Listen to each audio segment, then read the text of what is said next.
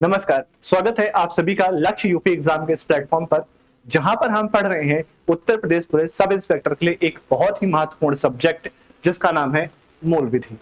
और मूल विधि के अंतर्गत जैसा कि कल हमने पढ़ा था राष्ट्रीय सुरक्षा अधिनियम यानी नेशनल सिक्योरिटी एक्ट, उसी को आज हम कंटिन्यू कर रहे हैं। उसकी आज दूसरी क्लास है जहां पर हम कुछ और एक्ट्स के बारे में पढ़ेंगे, कुछ और सेक्शंस के बारे में हम पढ़ने वाले हैं। तो आई होप कि आपने पिछली क्लास को देखा होगा, वहां से आपको चीजें समझ में आई होंगी और आज की क्लास भी आपको अच्छे से समझ में आएगी, ऐसी मैं उम्मीद करता हूं। तो चलिए आज के इस वीडियो को शुरू करते हैं और आपको बताते हैं कुछ और सेक्शंस के बारे में। तो सबसे पहले यहाँ पर आपके सामने एक टॉपिक लिखा हुआ है जिसको हम पढ़ रहे हैं, आप सभी इससे अवगत हैं, नेशनल सिक्योरिटी एक्ट 1980। ठीक है, और यहाँ पर आगे बढ़ने से पहले मैं आपको एक चीज बता देता हूं कि अभी तक हमने ये पढ़ लिया है कि जो इसकी इन्फोर्समेंट डेट थी, ये ऐसा रिवीजन आपको काम करेगा कि इसकी इन्फोर्समेंट डेट जो है वो है 27 दिसंबर 1980, यानी लागू होने की तारीख जो है वो है 27 दिसंबर 1980। ये बात आपको याद होगी, ये अगर नहीं याद है तो अभी आप रिवीजन से इसको याद कर लीजिए। अगली चीज आती है जो हमने कल पढ़ी थी कि सर टोटल सेक्शंस कितने हैं। तो अगर बात की जाए टोटल सेक्शंस की, तो यहां पर मैंने आपको कल बताया था कि टोटल सेक्शंस 18 हैं। जो कुल सेक्शन बताए गए हैं वो 18 बताए गए हैं। ठीक है, आप वो सेक्शंस को एक बार जल्दी जल्दी रिवाइज कर लेते हैं कि कौन सा सेक्शन किस चीज से रिलेटेड था, और फिर हम आगे के अपने आज के सेक्शंस को समझेंगे। ठीक है, तो सबसे पहली बात है हमारे पास सेक्शन 1। तो सेक्शन 1 के बारे में मैंने आपको क्या बताया था?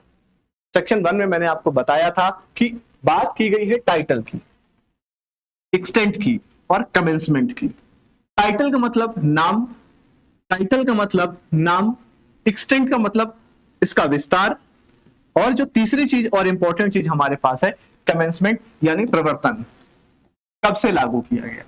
तो आपको बहुत अच्छे से पता है कि अगर बात आएगी टाइटल की तो हम कहेंगे कि सर इसका जो शॉर्ट टाइटल है वो है एनएसए, एनएसए 1980। क्या आपको ये चीज याद है? कल वाले वीडियो में हमने इसको बहुत अच्छे से डिस्कस किया था कि जो इसका शॉर्ट नेम है वो है एनएसए 1980, 1980, यानी नेशनल सिक्योरिटी एक्ट 1980 का अधिनियम। ठीक है, चलिए अगर बात की जाए इसके एक्सटेंट की कि यह कहां तक फैला हुआ है, तो आपको पता है कि इसका एक्सटेंट पूरे भारत पर है, संपूर्ण भारत पर है। ये चीज भी हम कल के वीडियो में समझ चुके हैं। और जो तीसरी चीज है कमेंसमेंट यानी लागू करने की तारीख, आपको पता है कि 27 दिसंबर 1980 से यह पूरे भारत में लागू हो चुका है। कारण आपको पता है कि किस किस कंडीशन में एनएसए लागू किया जाता है और सरकार कौन कौन से बिंदुओं को देखती है जब भी वह किसी व्यक्ति पर एनएसए के तहत कार्यवाही करती है। तो एक बार जो लोग हमारा पुराना वीडियो देख चुके हैं वो लोग कमेंट सेक्शन में जरूर लिख कर बताना कि कौन कौन से वो आधार है जिनके आधार पर जो सरकार होती है वो किसी व्यक्ति पर एनएसए के तहत कार्यवाही करती है, वो कौन कौन से कारण है। ठीक है, अगली चीज अगर हम यहां पर बात करेंगे तो नेक्स्ट चीज हमारे सामने लिखी हुई है सेक्शन 3। और सेक्शन 3 मैंने कल आपको बहुत अच्छे से समझाया था कि ये बात करता है power to make detention orders, कि क्या क्या पावर्स होने चाहिए डिटेंशन ऑर्डर के लिए। डिटेंशन मतलब जो आपका हिरासत लेना है, हिरासत में लेना। ठीक है, चलिए आगे बढ़ते हैं और अपनी आज की इस वीडियो में हम समझेंगे कुछ और सेक्शंस के बारे में। कल हम सेक्शन 3 को डिस्कस किए थे और आज हम डिस्कस करेंगे सेक्शन 3B के बारे में। ठीक है, सेक्शन 3B क्या कहता है, जरा पढ़िए इसको फिर समझने की कोशिश कीजिएगा।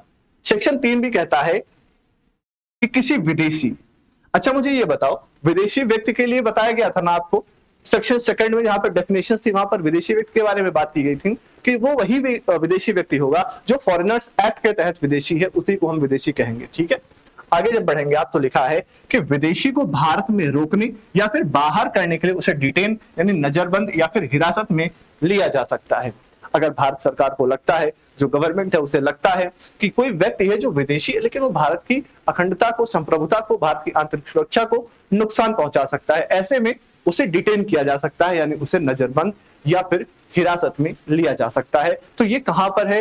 ये लिखा हुआ है सेक्शन 3B में।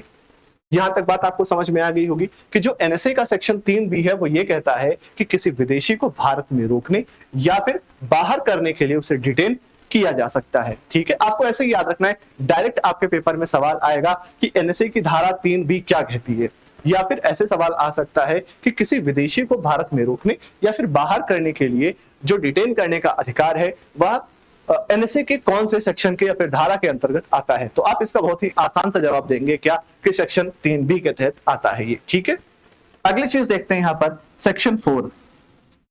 सेक्शन 4 क्या कहता है? सेक्शन 4 कहता है निरोध यानी डिटेंशन का निष्पादन। यहां पर एक वर्ड आपको कंफ्यूज कर सकता है, निष्पादन होता क्या है? तो निष्पादन का मतलब होता है लागू करना। आप यहां पर लिख लेंगे क्या इसको होता है, इसका मतलब होता है लागू करना। क्या करना? लागू करना। नेक्स्ट अगली चीज हम यहां पर देखेंगे क्या कि सेक्शन 5 क्या कहता है। सेक्शन 5 कहता है कि डिटेंशन का स्थान, उसके कंडीशंस और उसके रूल्स एंड रेगुलेशंस क्या होंगे।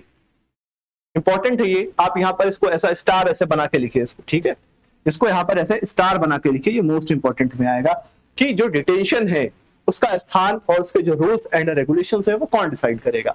तो देखिए आपको बहुत अच्छे से पता है कि जो डिटेंशन का स्थान होता है, आप इसको कहीं भी ऐसे बंदी बना के नहीं रख सकते, हिरासत में नहीं रख सकते।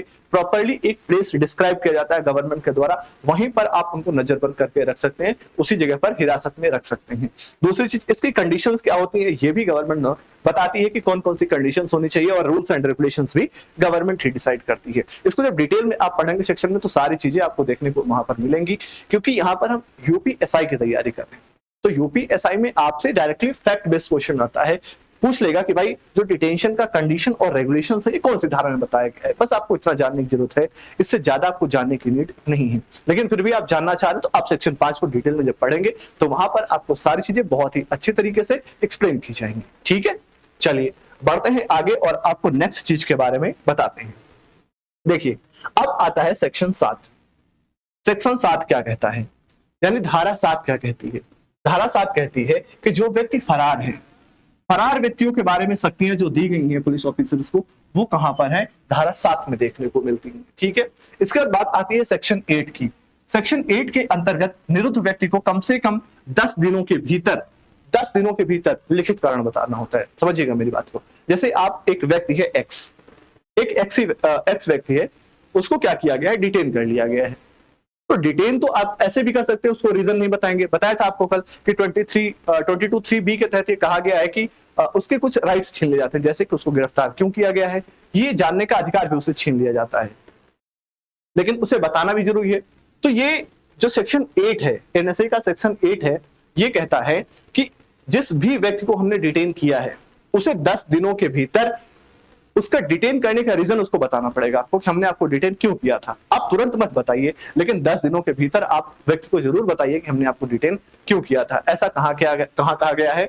तो भाई एनएसए का जो सेक्शन 8 है वहां पर ऐसा कहा गया है। ठीक है, चलिए नेक्स्ट बात करते हैं सेक्शन 9 के बारे में। सेक्शन 9 क्या कहता है? कल आपको बताया था कि नेशनल सिक्योरिटी एक्ट 1980, राष्ट्रीय सुरक्षा अधिनियम 1980 में एक एडवाइजरी बोर्ड की बात की गई है और इसे ऐसा शेड्यूल बात की गई है। ठीक है, तो यहां पर उसके बारे में जिक्र जो मिलता है वो सेक्शन 9 में मिलता है, एडवाइजरी बोर्ड के बारे में। एडवाइजरी बोर्ड का काम क्या होता है? एडवाइजरी बोर्ड का काम होता है कि सरकार को सलाह देना।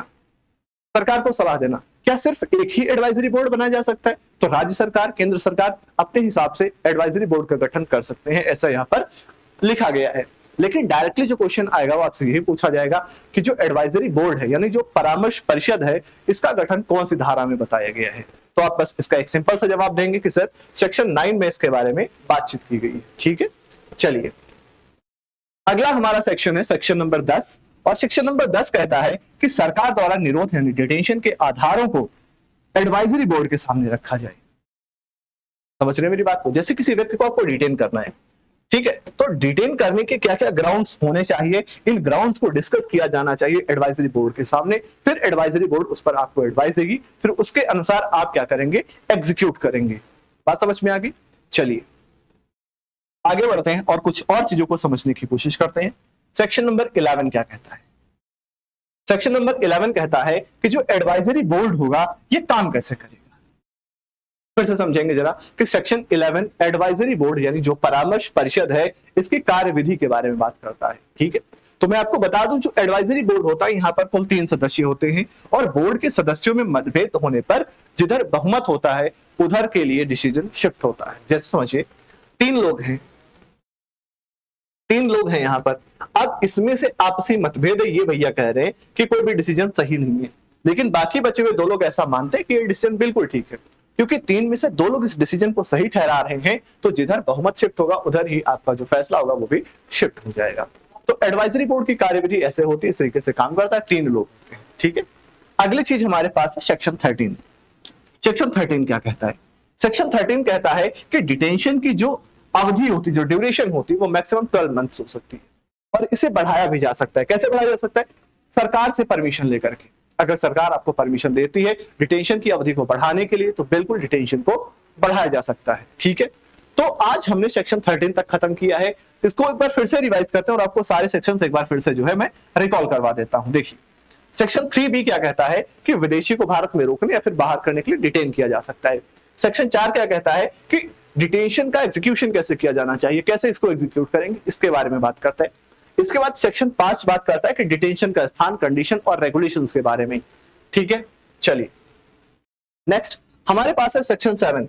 सेक्शन 7 कहता है कि जो फरार व्यक्ति है उसकी शक्तियां, फरार व्यक्ति के बारे में जो शक्तियां हैं उनका वर्णन सेक्शन 7 में मिलता है। जबकि सेक्शन 8 के अंतर्गत ऐसा कहा गया है कि किसी व्यक्ति को 10 दिनों के भीतर ये जानने का अधिकार है कि उसके डिटेंशन का रीजन क्या था। इसके अलावा सेक्शन 9 बात करता है भाई किस चीज की? सेक्शन 9 बात करता है एडवाइजरी बोर्ड के बारे में, one of the most important question for your exam. इसके बाद बात आती है सेक्शन 10। सेक्शन 10 कहता है कि सरकार द्वारा जो डिटेंशन के आधार हैं, जो ग्राउंड्स हैं, उन्हें एडवाइजरी बोर्ड के सामने डिस्कस किया जाना चाहिए, उन्हें प्रस्तुत किया जाना चाहिए, ठीक है। चलिए नेक्स्ट यहां पर बात करते हैं सेक्शन 11 की। सेक्शन 11 बताता है कि एडवाइजरी बोर्ड का जो कार्य करने का प्रोसेस है वो कैसा होना चाहिए, कितने सदस्य होते हैं और कैसे इसका जो फैसला होता है वो शिफ्ट करता है। नेक्स्ट सेक्शन 13 हमने पढ़ा जो कि बताता है डिटेंशन की अवधि के बारे में, ड्यूरेशन के बारे में। तो ये 12 मंथ हो सकती है, एक बार में 12 मंथ हो सकती है। अगर इसे बढ़ाना है तो सरकार की परमिशन नीडेड होगी। अगर सरकार आपको परमिशन दे सकती है तो आप इसको बढ़ा भी सकते हैं, ठीक है। तो इस तरीके से हमने आज सेक्शन 13 तक पढ़ा। हमने कल पढ़े थे 1 से लेकर के सेक्शन 3 तक और हमने पढ़ा है आज 3B से लेकर के सेक्शन 13 तक। आप इन सेक्शंस को अच्छे से रिवाइज करिएगा, अच्छे से पढ़िएगा। हालांकि मैं यहां पर आपको एक चीज और बताना चाह रहा हूं कि हमने सेक्शन 1 से लेकर के 13 तक ही पढ़े, वो भी मोस्ट इंपॉर्टेंट पढ़ेंगे। अब देखो कि सवाल कहां से बनता है। यहां तक आपने पढ़ा है ना 13 तक, यहीं तक के आपके सवाल की एक बार प्रैक्टिस करवा देता हूं, क्वेश्चंस की प्रैक्टिस करवा देता हूं। देखिएगा, मेरी बात को ध्यान से समझिएगा। यहां पर यूपीएसआई 2017 लिखा हुआ है। यूपीएसआई 2017 में सवाल पूछा गया कि राष्ट्रीय सुरक्षा अधिनियम 1980 के किस उद्देश्य की पूर्ति हेतु लागू किया गया था। मतलब ये जो एनएसए लागू किया गया था, इसके पीछे का एम क्या था, क्या उद्देश्य था। तो इसका जवाब आपको मिल जाएगा। यहां पर देखिए पहला ऑप्शन पढ़ते हैं, राज्य सरकार को आपातकालिक घोषित करने, नहीं भाई। सामाजिक सुधार हेतु, नहीं। राष्ट्रीय सुरक्षा, सार्वजनिक व्यवस्था और आपूर्ति व्यवस्था बनाए रखने हेतु, हाँ ये बिल्कुल ठीक उत्तर मुझे लग रहा है। तो ऑप्शन से इसका बिल्कुल सही जवाब है। यहां पर इसका पूरा आपके सामने व्याख्या भी की गई जिसे आप पढ़ करके समझ सकते हैं। अगली चीज, नेक्स्ट क्वेश्चन हमारा क्या कहता है, यहां पर देखिए यूपीएसआई 2015 का ये सवाल है और क्या कह रहा है, कह रहा है कि एनएसए के अंतर्गत अधिकतम निरोध अवधि क्या है। इंग्लिश वाले बच्चों के लिए what is the maximum period of detention under NSA. अभी आपको बताया है, क्या बताया है कि 12 मंथ हो सकती है। अधिकतम अवधि क्या हो सकती है, 12 मंथ हो सकती है। अगर आप देखेंगे तो ये सेक्शन 13 में मेंशन किया गया है। ये देखिए कि भाई डिटेंशन की अधिकतम अवधि 12 मंथ। और क्वेश्चन पूछने का तरीका भी आप एक बार देखिए कि डायरेक्ट क्वेश्चन पूछा गया है कि एनएसए के अंतर्गत अधिकतम डिटेंशन का जो ड्यूरेशन हो सकता है वो कितना हो सकता है। तो भाई कितना, 12 माह। इसका बिल्कुल सही जवाब आप बिल्कुल देने वाले हैं। चलिए नेक्स्ट सवाल कह रहा है कि एनएसए 1980 के अनुसार निरुद्ध व्यक्ति को कितने दिनों के भीतर कारण बताना आवश्यक है। अभी मैंने आपको बताया था सेक्शन 8 के बारे में, और सेक्शन 8 क्या कह रहा था कि किसी भी व्यक्ति को 10 दिनों के भीतर डिटेंशन करने का कारण जानने का अधिकार है। मतलब 10 दिनों के भीतर बताना पड़ेगा अधिकारी को, हमने आपको इसलिए डिटेन किया था। तो भाई इसमें कहीं पर 10 दिन आंसर है क्या, बिल्कुल ठीक, यानी ऑप्शन नंबर सी इसका बिल्कुल करेक्ट आंसर होने वाला है। चलिए नेक्स्ट सवाल कहता है कि एनएसए की धारा 3 के अंतर्गत निरोध आदेश देने का अधिकार किसे है, यानी डिटेंशन का जो ऑर्डर है वो कौन दे सकता है। डिटेंशन ऑर्डर के बारे में बात कहां की गई, अभी मैंने आपको रिवीजन करवाया था कि भाई डिटेंशन का ऑर्डर कौन दे सकता है। तो भाई राष्ट्रपति नहीं, राज्यपाल नहीं, प्रधानमंत्री नहीं, यानी जिला मजिस्ट्रेट, ऑप्शन नंबर सी।